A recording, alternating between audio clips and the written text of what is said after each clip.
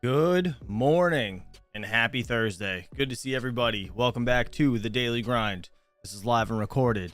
All we do is watch other people's channels. No, I'm just kidding. But no, for real, that's what we do. We're going to go over a lot of hot topics in the market today, I guess. We have Ethereum ETF has been actually filed, which is kind of awesome from ARK Invest. That's like a big step in the right direction for Ethereum. I don't know if you guys are still holding it or not. I know a lot of you guys sold off after the whole proof of stake merge. It was kind of a knife to the heart for miners, but it is what it is. Just say my forehead looks weird. What the hell is that? Well, this is a new camera actually. So the new camera, I'm trying to figure it out and set it up. Hopefully it looks okay. That's fucked up though. That's messed up. Anyways, all right, let's see who's here in the chat. Damn, a lot of friggin' members. You guys are awesome. Thanks for showing up early. Appreciate you. J-Dub Jordan, good morning, man. Good morning. All Set Miner, Paddywhack Miner. We have Zapirate, Andrew Masad, good to see you, buddy. Backwards Miner, did I ever say that? Dan Ruggs, good to see you, buddy. Dan Ruggs Cypher, you changed your name. Perfect. Look at that. Chris Hanley, what's up, buddy? Alvidus, Leo Lustig, my man. Nick K. Who else? Let's see who else is here. Dom G. Dom G, you got to hit me up, man. You won the hash rate. So after Sadie today, I have that running. It's from, I think I switched at like 10 o'clock last night because I totally forgot. So Rudput's got some extra hash rate. But I swapped it off of his. It's going to Sadie's, and now it'll be going to you right after this. So hit me up after this in Discord or, yeah, whatever, email, whatever you want to do. All right, let's get into this. Let's check out the market today, and then we will dive into the news of the day. Let's see. We have 25,708 Bitcoin, Ethereum 1627. Not too bad. Let's see. Now we have Doge at 6 cents. It's actually dropping. So it was not much, 1.37%. It was at 6.3. It's at 6.2 now. Not a huge deal. Litecoin 62 bucks. Literally nothing's really moved from yesterday. XRP is at 49 cents. Not too bad. All right, let's see what we have over here. Crypto bubbles. What is let's see what's the worst on the week. Actually, Casp is up 13.6% on the week. I don't know what the hell this is. Rollbit. Actually, I've heard of this. Why have I heard of this? Why have we talked about Rollbit before? Does anybody know? Anybody know? You've been putting a fake tan, dude. You know how hot it's been the past couple of days, so I might have a tan. That might be it. Who knows? I don't know. Whatever. Anyways, SNX. What's this? Synthetics. We have, what is it? Down 5.9%. Caspa again today, 2.2%. Man, it's still not at 4 cents though. It's at 3.38, so almost 4 cents. Getting there. Ton up around 1.82, $1.82. Yeah, 33.4%. Sorry, getting tongue tied. Oh, sorry, I just blinded all of you. Fear and Greed Index, looking at 41. We have cryptocurrency by CoinMarketCap. Let's go over that. We have Bitcoin, Ethereum, Tether, BNB, XRP, USD Coin, Lido, Staked Ether, Cardano, Dogecoin, and Solana. Then we have Litecoin still in 15th. Literally nothing's changed. So everything looks the same. All right, you guys ready to be blinded? Here we go.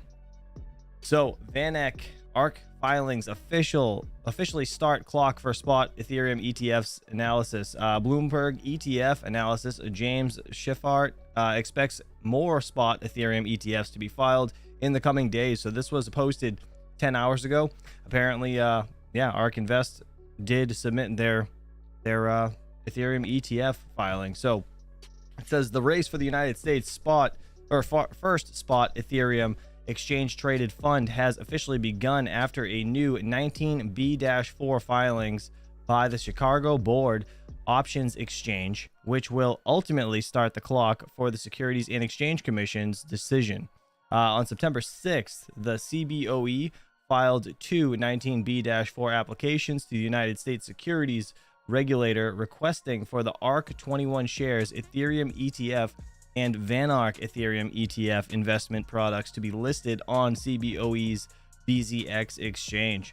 In series of tweets, Bloomberg ETF analysis James Schiffart, I don't even know if I'm saying that right, I apologize for botching his name, noted that as opposed to the previously submitted S1 filings, the 19B-4 filing means that the countdown for a decision by the SEC is now in motion.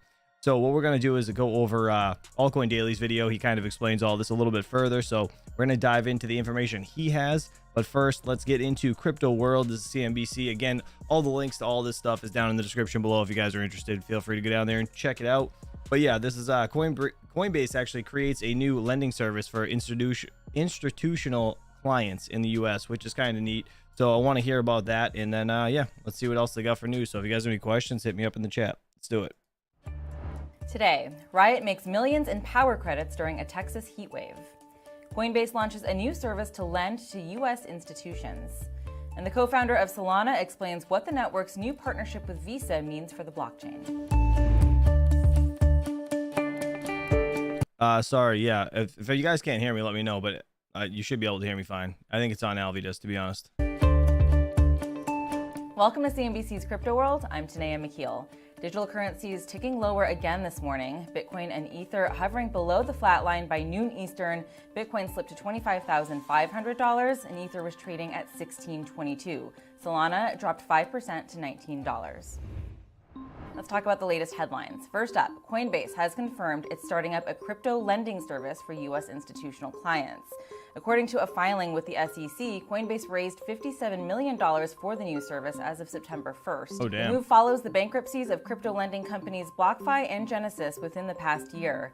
Institutional lending has been a big gap in crypto trading markets this year, which has been one of the main drivers of low liquidity. It also comes as Coinbase continues to battle the SEC after the regulator sued the company in June, alleging it operates as an unregistered securities exchange, broker, and clearing agency. Next, North Korea might be using crypto to fund its nuclear program, according to research from TRM Labs and Chainalysis. Did you guys hear this? The nuclear program? They're funding it with crypto, or supposedly funding it with crypto. TRM found that state-sponsored hackers stole more than $200 million in crypto between January and August 18th. Those exploits are part of a rise in crypto-related cyber attacks from North Korea that, according to a June discussion between North Korea experts and TRM, coincides with increased activity from the country's nuclear program.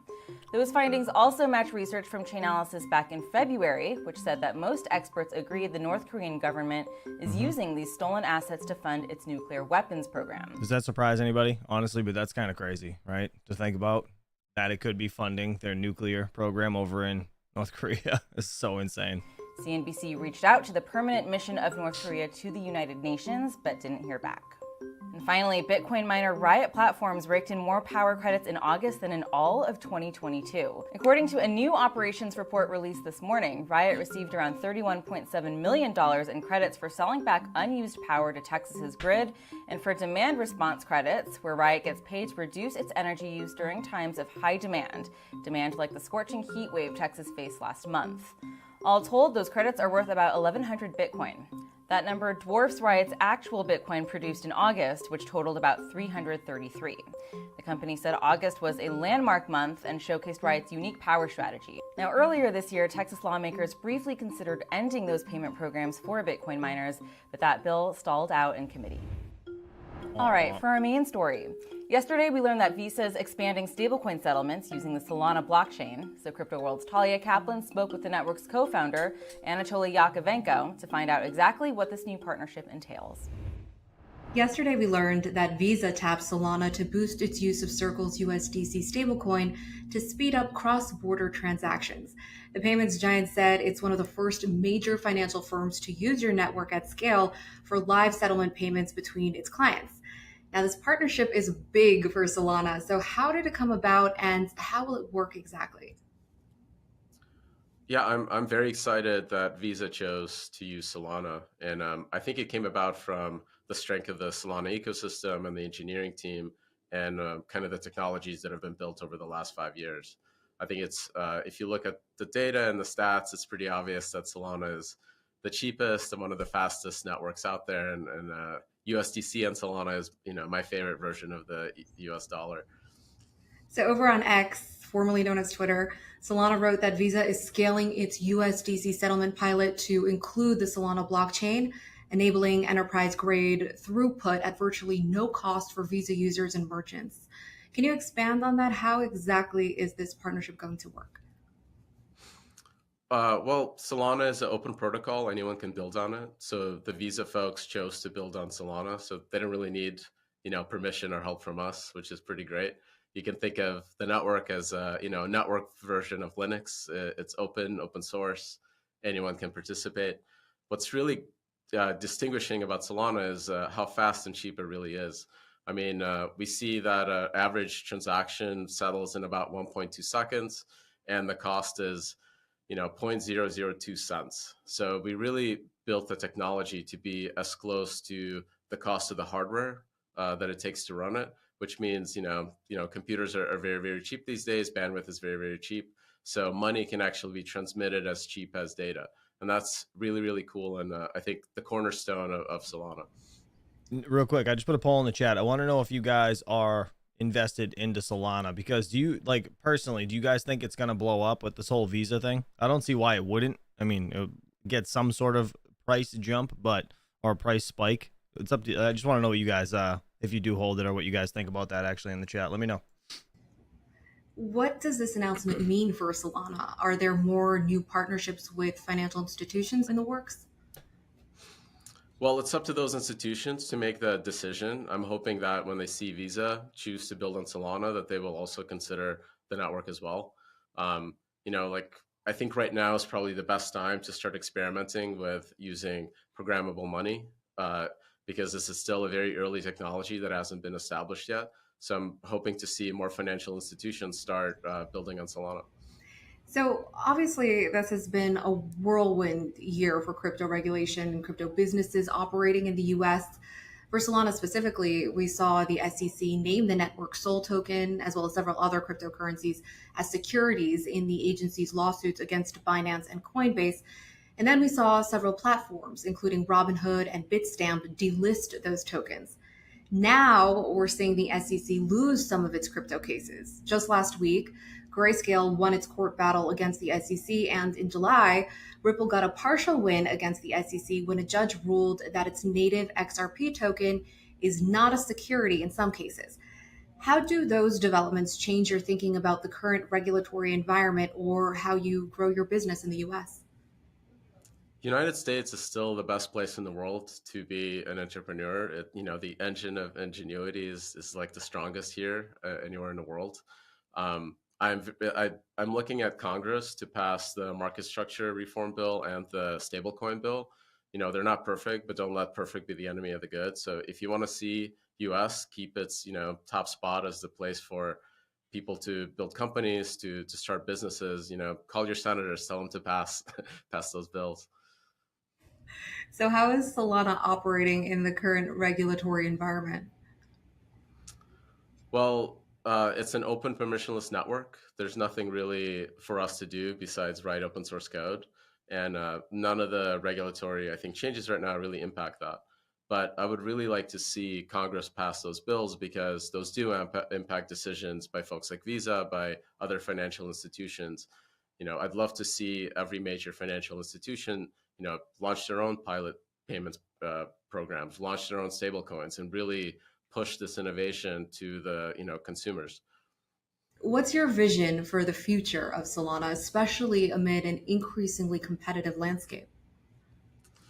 Well, I think what's really cool is that the future of Solana is in the hands of all the developers that are building on the network. You saw a report recently published by the Electric Capital that said that Solana is the second largest developer platform. It has 1,475 some developers that are building on it. Those are the folks that actually write the code because the network's open source. They have the means and the ability and the reasons to change it and take it to whatever future that they need to. And because it's an open platform that's built on top of open source technology, it's something that, in my view, is can never die, right? It's the developers that use the network that can really move it forward. What do you think about the increasingly competitive environments? Are you fazed by it at all?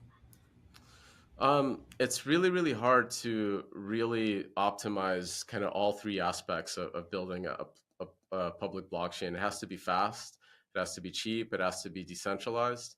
And when you look at kind of the new entrants into the space, they've sacrificed some of those aspects. Solana is the second largest network by full node count behind Ethereum out of the smart contract platforms. And so far, all the new networks that have launched, are somewhere between 100 to 200 nodes, which is much, much lower in the decentralization spectrum.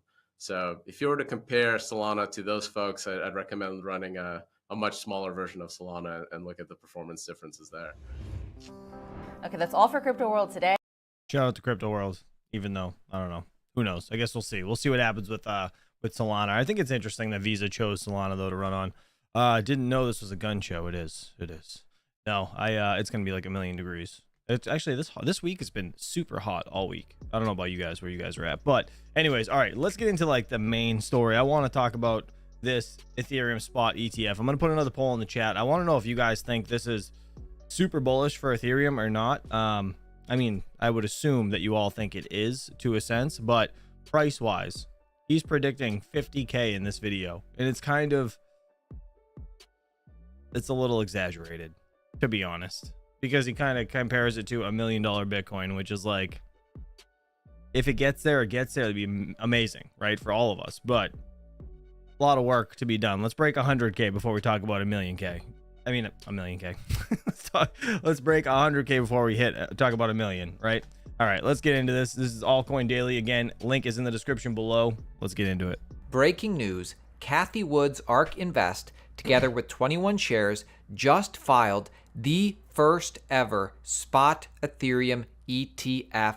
This is a big deal. If you follow us on Twitter, you heard it here first. If and when this is approved, I think Ethereum could get to $50,000 per coin this cycle. Stick with me. I'm going to explain everything in this video. Make sure you book. All right, again, I'm going to put a poll in the chat right now, but 50K.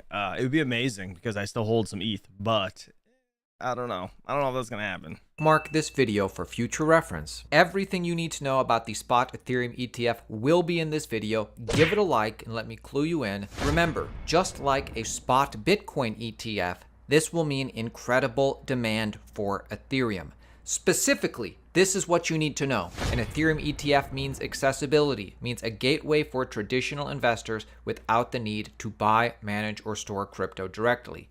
It means regulation.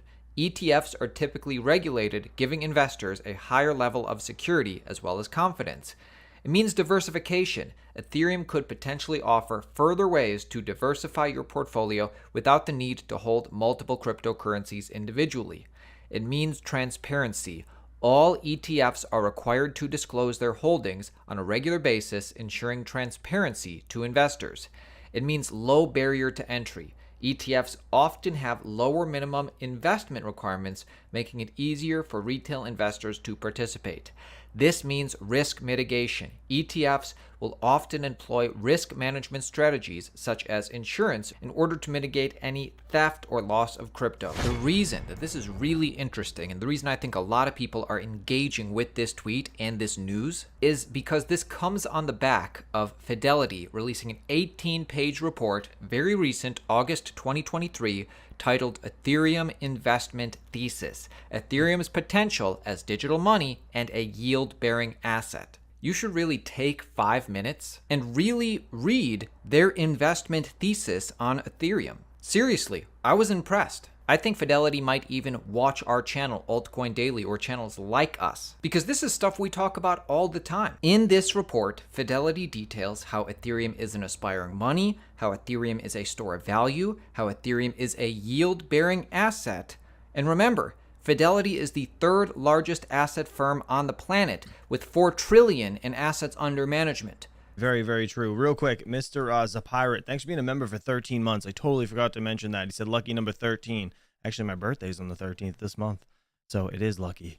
We have Condibits, member for 9 months. Dude, you're awesome. Hakuna Matata, Mufasa's. Appreciate you, buddy. Thanks for being a member for 9 months. You're awesome. First BlackRock with Bitcoin, now Fidelity with Ethereum, and Cathie Woods with a spot Ethereum ETF. By the way, BlackRock will surely do this too. I'm really bullish on Ethereum, and I would just say buy Ethereum before Fidelity, before BlackRock, before ARK Invest launches this spot Ethereum ETF. Personally, I don't think a spot Ethereum ETF will get launched until after a spot Bitcoin ETF, but Bitcoin's paving the way. We're standing on the shoulders of giants with stuff like this. As in, it took years for a spot Bitcoin ETF. It's probably only going to take months after a spot Bitcoin ETF gets approved for a spot Ethereum ETF. So, you should read all 18 pages of Fidelity's report, but let me share with you their conclusion. Real quick, do you think if Bitcoin ETF gets approved, do you think this will get approved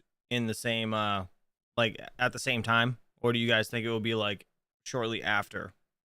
Or not at all? I don't know. I guess I could put that in a poll too, but I think it would be interesting. Virtually no doubt that Ethereum is a leading blockchain technology platform that enables developers to build decentralized apps, many of which are capable of things that could not be done on Bitcoin's network due to Ethereum's superior programmability. This has led some of the largest and most active applications in the digital asset ecosystem to be built on Ethereum, and the Ether token continues to hold the second largest market cap position behind only Bitcoin for years. However, the question investors are asking is this: does this increased developer and application activity translate to value for the Ether token? What did Fidelity conclude?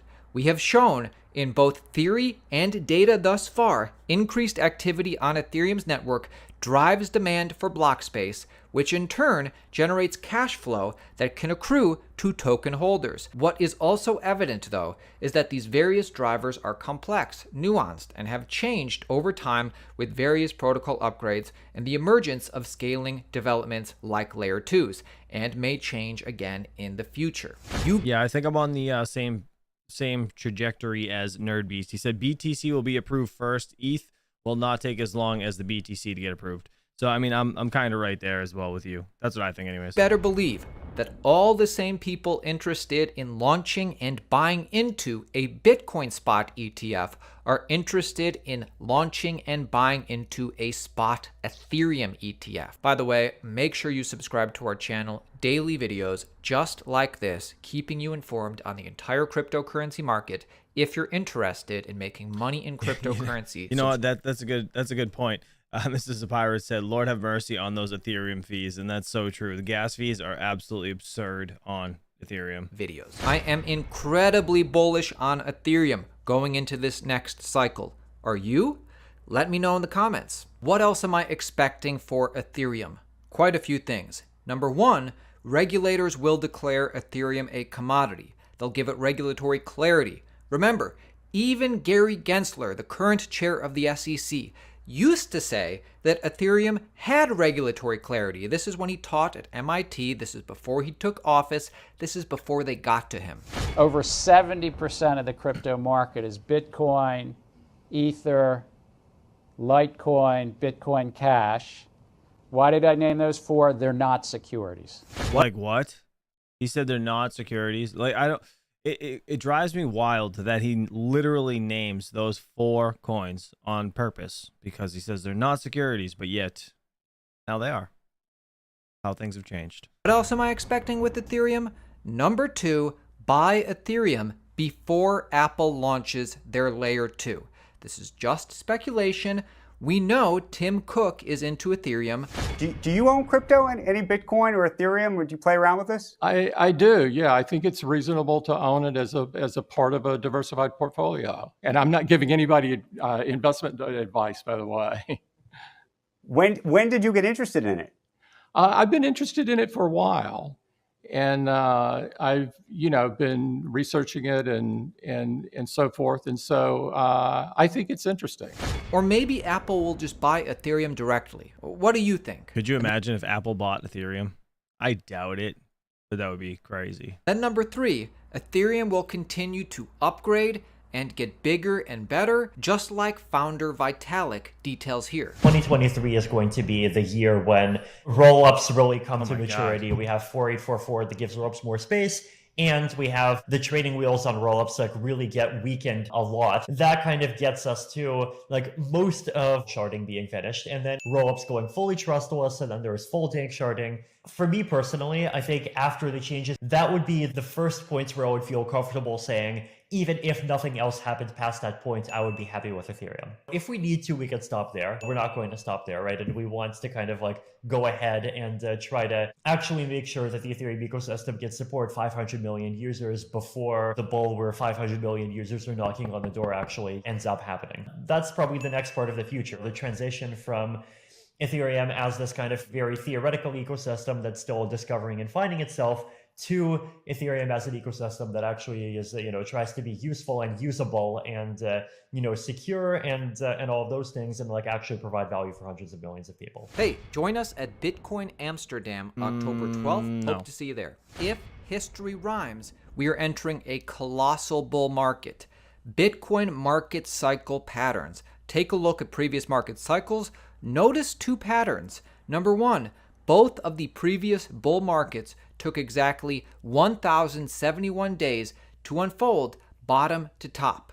Number 2, both of the previous bull markets topped out at 2.272 Fibonacci extensions. If these patterns repeat, we will top out somewhere in October 2025. What's the target? This is the target. Bitcoin tops out October 2025 with the price per Bitcoin edging on $1 million per coin. No way.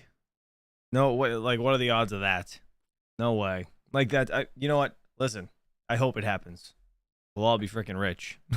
But I don't think we're going to see 1 million or close to 1 million or even close to 500,000 anytime soon. I mean, breaking 6 figures, that's the first challenge. Why don't we get through that first? If this is the case, what would the price of 1 Ethereum be? If Bitcoin hits $1 million, it's likely that Ethereum will break $50,000 per coin. Now, do you guys, if Bitcoin hit 1 million, that makes sense, right? I don't see any reason why Ethereum couldn't hit 50K if that was the case. But could you imagine the gas fees on that? Imagine that, trying to send Ethereum when it's worth $50,000 per coin, and how much the gas fees would be. It'd be like $1,000 to send anything. It'd be crazy, absolutely crazy. But I guess we'll have to see. Says analyst Elio Trades. The 0.06 to 0.08 Bitcoin range that Ethereum has been in for multiple years would imply an Ethereum price of $60,000 to $80,000 per coin. So $50,000 per Ethereum is a bit conservative, judging on history. Hey, Call me nuts in the comments below. This is all just multiplication. Make sure you subscribe to our channel. Yeah, very true. I mean, like I said, if it hits 1 million, Bitcoin hits 1 million, yeah, sure. I don't see why Ethereum couldn't go up to above 50K, but I don't know. What do you guys think the odds of that are? Camera looks good. Thanks, DJ. Yeah, it's your fault. Your fault. I appreciate it, though. It's not too bad. I think I still got to tweak things a little bit, like the lighting and stuff, but overall, I got to figure it out. He makes a valid argument. Yes, I mean, he does. He does make a good argument, right? $1 million Bitcoin, no reason Ethereum can't get to 50K. But again, that being said, who knows if that's even possible. All right, let's listen to Anthony Pompliano. It says the bull I can't talk this morning. The bull run is coming. Gosh. All right, let's do it. I was up too late setting this camera up. That's the problem, DJ. All right, let's get to it. Oh, God. Grayscale Investments ratcheting up the pressure after its legal victory against the Securities and Exchange Commission exactly 1 week ago. In a letter sent to the SEC yesterday, Grayscale urged the regulatory body to reconsider its application to turn its Bitcoin trust into a spot ETF. Is a spot Bitcoin ETF going to happen this year? I mean, there's a Hunger Games going on with a whole bunch of different fund companies. We may get some answers when SEC Chairman Gary Gensler testifies in front of lawmakers next week. But until then, here to break it all down and maybe give us a sense of whether it could happen is Pompliano Investments, Anthony Pompliano, in studio in a Fox Business exclusive. Great to have you here in person. Thanks so much for having me. Finally. This lady wants him so bad. She's soaked. Are not in a TV box hidden away. I'm glad you're here. First of all, what do you make of Grayscale's latest win? And then the letter that was sent yesterday, is the pile on really happening? Yeah. The great part about America is when there's disagreements between market participants and regulators, they go to court, they lay out their arguments. These are high-priced lawyers on both sides that do the best they can to convince a judge who's right. And the judge came down and they sided with Grayscale in this situation. Now what the SEC has to decide is, are they going to allow this conversion? But that's not the only part that they actually have to evaluate. They also have to look at the fact that you have other ETF applications that are out there. And so it's kind of this great race. Do we get the GBTC conversion first, or do we get ETF applications? I tend to think that we don't want to have a financial market where regulators are playing referee in the sense of they get to choose winners and losers. Instead, what we want is we want regulators to create fair markets. And so from my personal perspective, the best thing to do would be just approve them all at once. Say, GBTC, you can convert BlackRock, ARK, the other filers. Van Eck. Everyone gets to go. 1, 2, 3, go. Whoever gets the assets gets the assets. Because part of what we've seen in prior ETF applications that have been approved, whoever gets out there first, they get the assets. Yeah, fidelity. I mean, what is more basic and accepted in the world than fidelity? They're applying Wisdom Tree, Bitwise, of course, BlackRock, which everybody got geeked up about. And that's when the price of Bitcoin spiked back above 30,000. Right now, it's around 25,000 and change. Why do you think that is? Look, Bitcoin is a macro asset, and what I think we're really watching here is it's a highly illiquid asset. So about 70% of all Bitcoin that's in circulation is being held by people who over the last year have not sold. Right. And the reason why that's so important is the price has gone up, it's gone down, it's gone back up. They're not selling. And so ultimately what we're watching is, I think, the same setup that we saw in 2020. Going into 2020, there was this kind of inverted... Right here, DJ. Pomp. He's the pomp. Yield curve. There were CEOs leaving their jobs. It looked like we were heading towards a recessionary period. COVID happens and we get tons of money printed.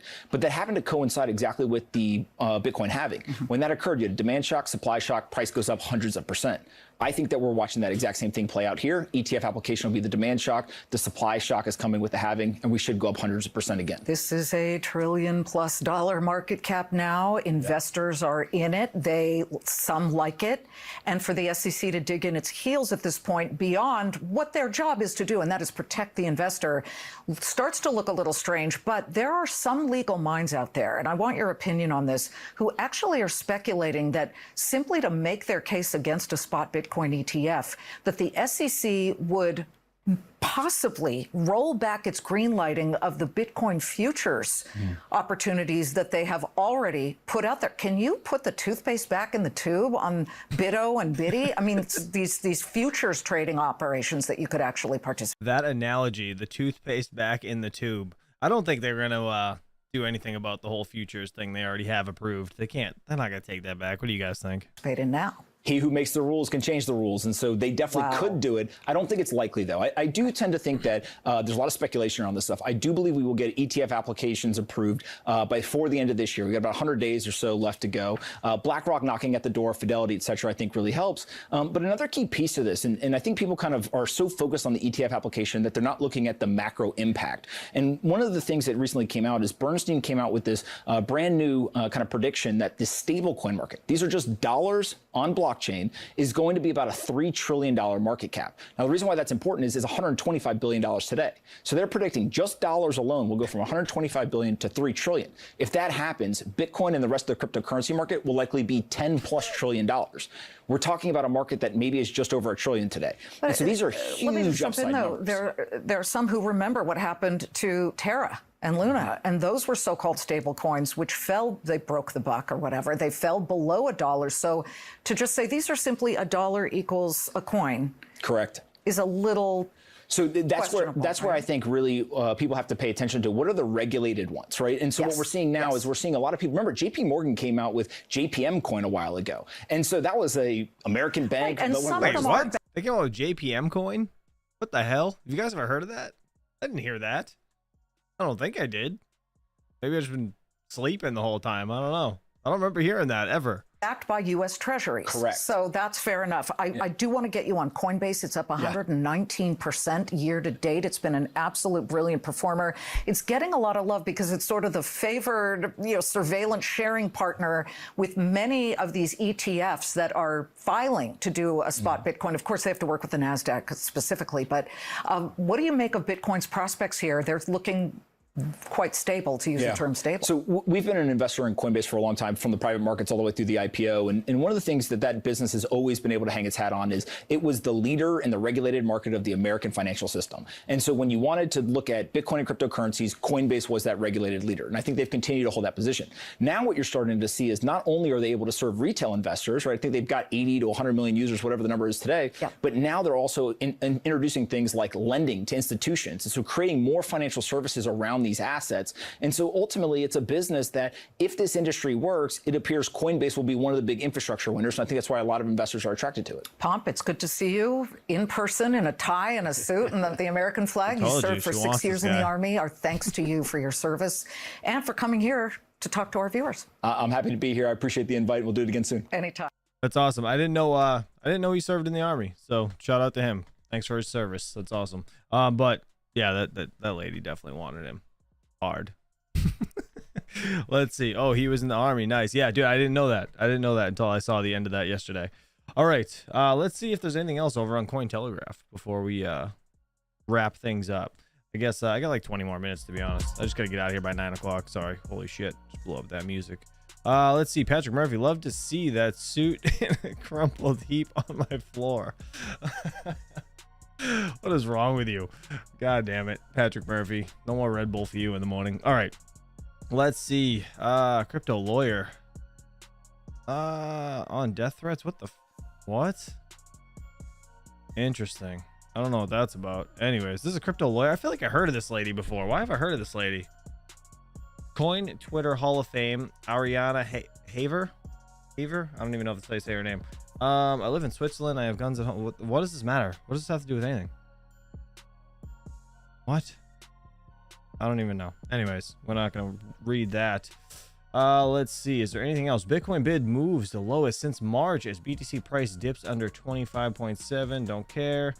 We know. We can see that. Binance Crypto Exchange saw 10 key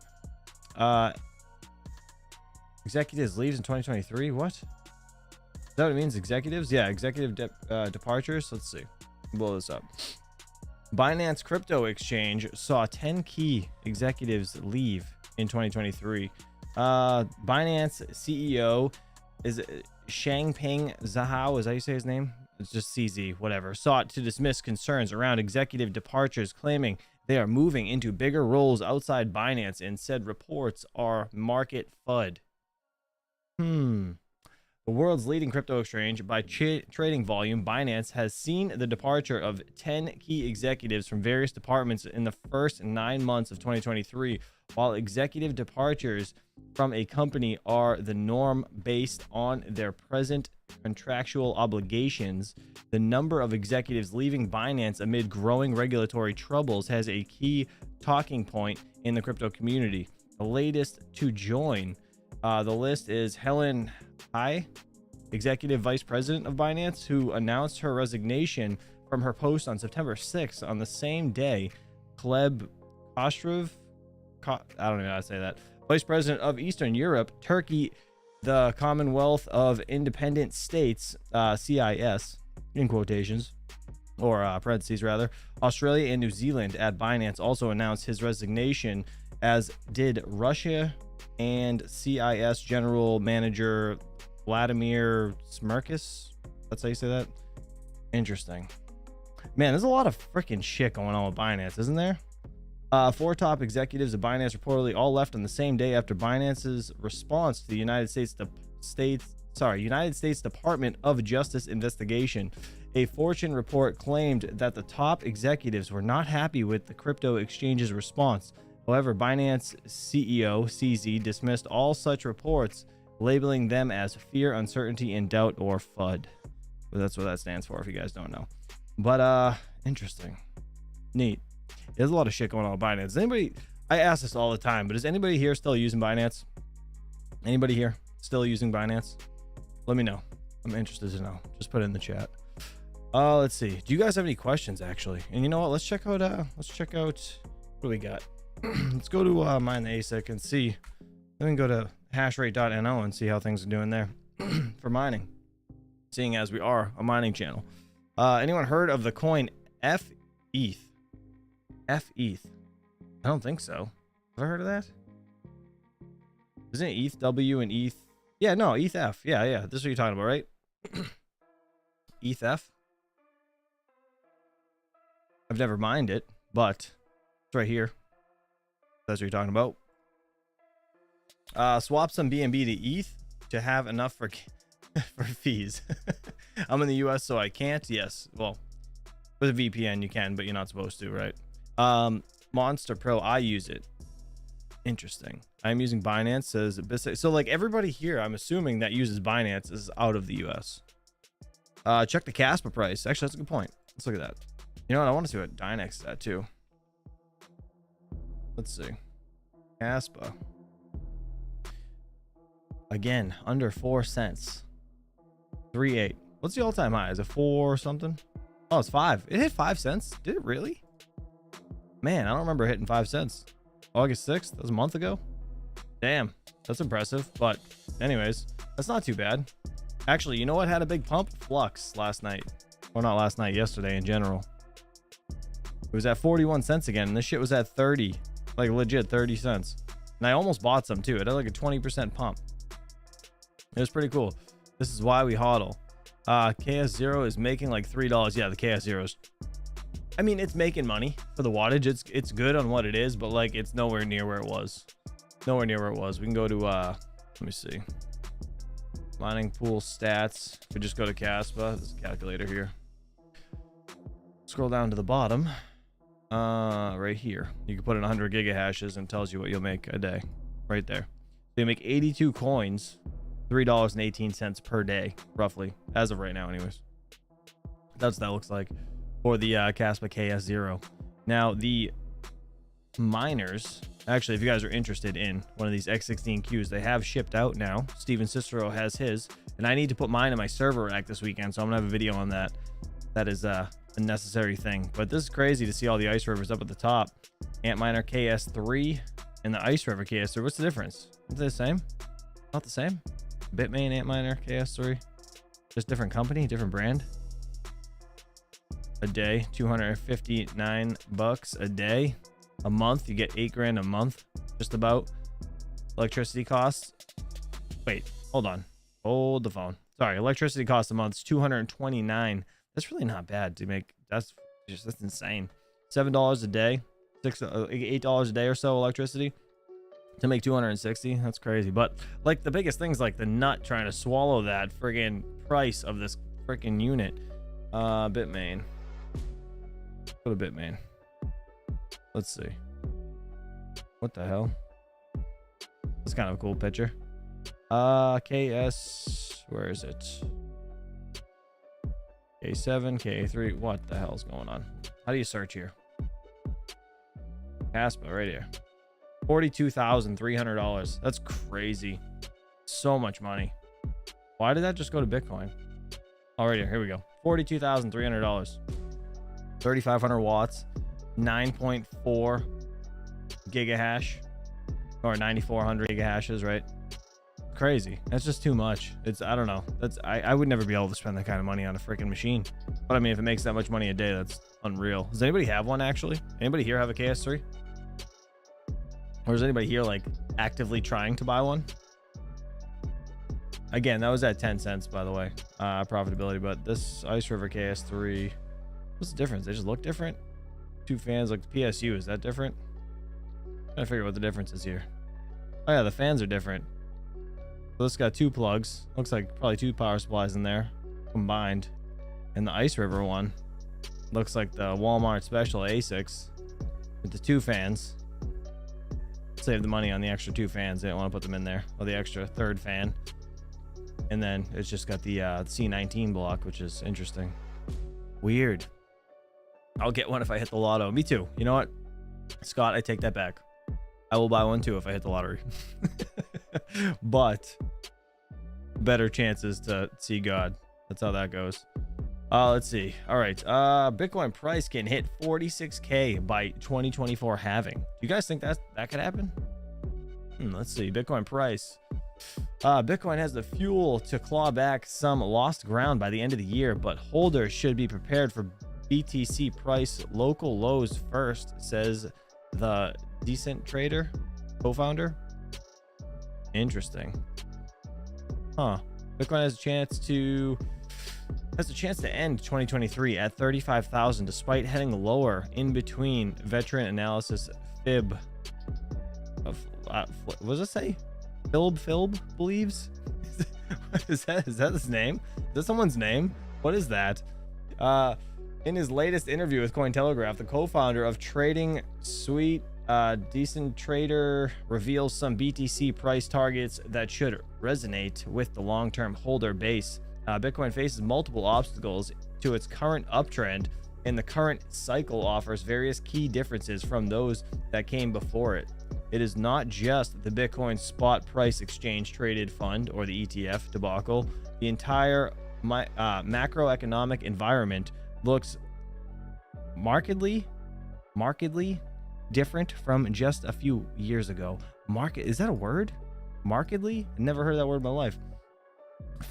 Philb predicts that the April 24 block subsidy halving will nonetheless, God, I can't read today. This is terrible. Will nonetheless have a I'm just done. Fuck this article. F everything. I'm tired. I'm done reading. All right, what do you guys got? Questions? Give me questions. I'm too tired for this. I need more Red Bulls. Not enough in my life. By the way, have you guys had this? This is delicious. Juneberry. I know DJ has. This is the best Red Bull they've ever made. It's so good. It's so good. Yeah, dude, I went to bed at like 1 this morning. My kid was up until like 12:30. It's awful. And my son's a savage. When he falls asleep, dude, he falls asleep on you and he just drools everywhere. So I wake up and I'm like, I gotta shower. Like this dude, I wasn't even sleeping, but like he just drools all over me. So I put him down and I'm like soaked. Like gross. It's disgusting. Dude, what do you mean? You don't like this? This is Juneberry slaw squash. Come on. So good. So good. And I love this camera, how good it focuses. But I'm starting to sweat. It's going to pick that up too. It's hot down here. All right. Yes. Or 2 years ago, winter edition. 2 years ago, winter edition.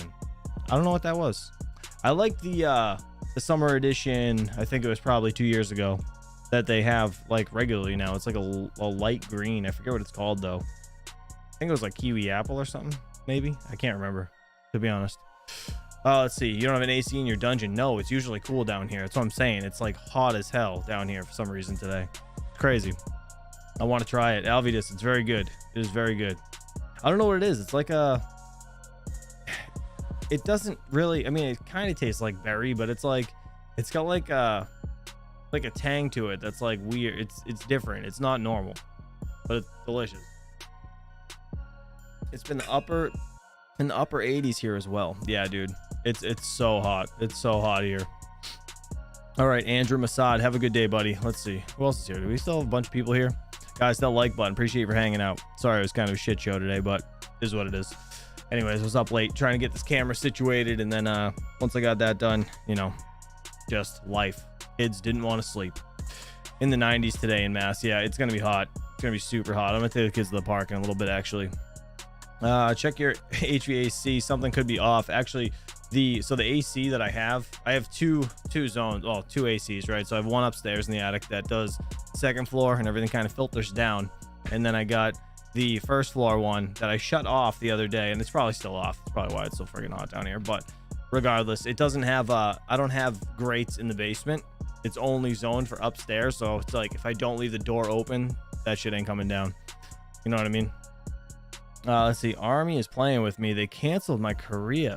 No way. You're not going to Korea now? Offered me Washington State. I accepted. I believe when I see it, though. Dude, what? That's crazy. That's gotta like mess with your like everything. Just life. Pocket change. It's hot down here. Not gonna lie. I'm dying. Gonna turn on the AC. That'd be great. That'd be great. Cool up the upstairs. Or cool off the upstairs, rather. All right, let's see. I thought you utilized the excess heat from the basement upstairs. Excess heat from, well, that was for just the miners in the grow tent, but I moved my grow tent. I know I haven't made like a vlog video in a while, but I moved my grow tent that was right here to the right behind this wall. That used to be my old backdrop because my computer used to be right there. You guys used to see this wall. So that wall is where the grow tent was, feeding into my HVAC system, and I took that and I moved it down to the end of my basement, like over in the back corner, kind of where my 3D printers were, if you guys seen any videos with those. And I put my 3D printers inside them, and I actually vented that grow tent into my radon vent where it just kind of goes through the roof. So it's not like I can still cut it into my HVAC system down there for the winter, but I haven't done that yet. So someday. But yeah, that was just extracting the heat out of the rigs, and that fan didn't stay on because like there's no way to make up air down here unless I have a window open. Does that make sense? So like if you're sucking hot air from the basement out, it's either coming down the stairs and back around through the vent going into the HVAC system, or you have to have some sort of makeup air, or it's just going to create pressure down here and like slam the door shut and shit. You know what I mean? Let's see. Yes, the wife is doing well. Thank you for asking, Mr. Dan R. First canceled my VA orders, then Korea, now aiming for Washington. We will see. I don't trust the process anymore. Dude, that's so crazy. Army uses a new system now. It's annoying. Really? Weird. Well, thanks for your service, obviously. But yeah, that's crazy, man. That's crazy that it's like, that they can do that. That sucks. That honestly sucks. Get that 20. Hang in there. 22. DJ, how many more years do you have actually before you can retire? And you know what? That's one of the things that like, I almost wish I did that as a younger person, right? Get into like the army or something, because then it's like, you know, you can retire, you're a veteran, and you got good benefits, all that stuff. But man, the shit you guys go through, I don't know if I'd be able to do it. That's crazy. 6 years left in 2 days. And 2 days. Man. 6 years left? So could you now, can you travel for all of those 6 years, or is it just, you're just active? Like you just have to go to training and shit. Or can you like be like deployed and all that stuff? Like how does that work? Just because I have no idea. I'm just interested. It is a professional army. Yeah, DJ's like, yeah, he's legit. If that's what you're saying. Yeah, I can take vacation, but I'm always active. Okay, so like now you're training people, right? Like new people. Is that how it goes? And can you still be deployed or no? Like, how does that work? I don't know if they just send all the young guys over there or if like you're still able to go. You just go where the military needs you. Yeah, makes sense. Let's see. Freaking awesome. Pocket change. I am kind of envious of you guys getting to hang out like the cool kids. Oh, what? Going to the trip? The trip was fun. Yeah, we had fun. Let's see. Oh, are you really? That's awesome, dude. Dan R. That's cool. Used to be a submariner. Dude, that's cool. Hell yeah. Good for you. Well, thanks for your service, man. Yeah, I can deploy whenever, wherever. Jeez. That's crazy. That's crazy. I don't know if I'd be able to do that. See, like moving around is where it's tough, right? Like being at like dragging your kids and your family and stuff to like new places. Like when you said they might send you to Korea, that's crazy. That's crazy to me. I'd be like, no, but you have to, right? Like you don't have a choice. It's so crazy. Vets rolling deep today, dude. Seriously, crazy. Even in the jungle or even in, no, I don't think they would send them to the jungle or Antarctica or the desert. No, I don't think that. But I mean, I guess like if they had to, yeah, sure, they would be forced, right? Deployment is where I made my wealth, though. Saved every penny. Put it all into Tesla back in 2017. Weird. So, all right. So, well, yeah, right? Because you're not spending stuff whenever you're like deployed, right? Because it's like nothing, like you're not in a house. But are you actually when you're deployed? Are you in like you're stationed somewhere, right? But like, is it like a big ass room with like a bunch of bunks and like everybody sleeps there, or do you get your own place? Like, how does that work? I assume you're like in with a bunch of people, right? So you're not buying shit because you're not gonna bring shit home. Tax-free extra combat pay. Oh, that's cool. Okay. Let's see. My son was stationed in Japan for 2 years and loved it. I heard Korea is a good gig also. Plus, you get paid more while in another country. Says I need my COD. Oh, that's awesome. Okay. Well, thanks for his service. That's great. Wow, tax-free. That's a great bonus. Yeah, it is. That's crazy. Well, I mean, you know, to be honest, like they're putting their ass on the line for all of us. So, I mean, I guess the least the government can do, right? Hey, look, let's see what Render's at. Render's at $1.42. DJ, I think it's time to buy more. Did you buy any more the other day, actually? It was down to $1.40. $1.42 is pretty good, though. I really want to get back into Render. I need to get some more of that.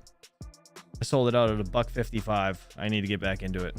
I sold it to pay a bill. I think it was my electric bill. I don't even remember, to be honest. I forget. Very unfortunate, though. Shouldn't have sold it. Because it did almost go to $2 or something. DJ Mines, can you get... No. No. Not digging nothing. Get out of here. Let's see. Ted said, yes, you could be lucky enough to have a roof over your head while deployed, but more than likely you have a tent on the ground. Rough. Well, I guess it depends where you go, right? I am waiting. Render for sure. Been dashing, saving up. Dude, you know what? I actually thought about that yesterday. That I might start doing some more DoorDash stuff because I haven't done it in a while. It's probably been like 3 months, and it's I mean, dude, honestly, like I just watch YouTube anyways. Like I'll be sitting on the couch watching YouTube. Why not just friggin' bring my second phone and just set it up with DoorDash, do what I'm doing normally, and just chill in a parking lot? Like that's what I'm gonna do. I'm probably just gonna start doing it a little bit. Oh, DoorDash is dying. You think so? I made $240 in 2 days. No, you did not. Did you really? Saturday and Sunday night? That's crazy. You know what's nuts though? Like being super fortunate, I guess, coming like doing what I did for work, like being a plumber, right? I'm a master plumber if anybody doesn't know. Man, like the amount of money that you can make doing a trade is unbelievable, to be honest. It really is. But like I always felt bad charging people too much, which is probably why I was so successful and had like so many contracts. But like it's so different now that I gave it up to take care of the kids. You know what I mean? It's so weird. So if like anybody doesn't know the story, it was like I'm like, it's either me or my wife. So like we sat down and had a talk because around here, paying for daycare is literally, you're just throwing money away. Like you just, here, take care of my kid. Like I had a kid, I'm not going to take care of this thing. Here you go. Just giving you money all day, giving you money. Like, no, I'm like, it's either you or me. If you want to keep your job, then whatever, or I'll keep mine. And you know, it is what it is. But we had to make a choice, and we ended up, she wanted to keep her job. She had good benefits and stuff at work, and I was like, all right, well, I guess I'll throw in the towel. And I closed up shop, got rid of everything pretty much. I have some stuff so I can start back up if I need to, but it's yeah, it's so different staying home and doing all this stuff, taking care of the kids.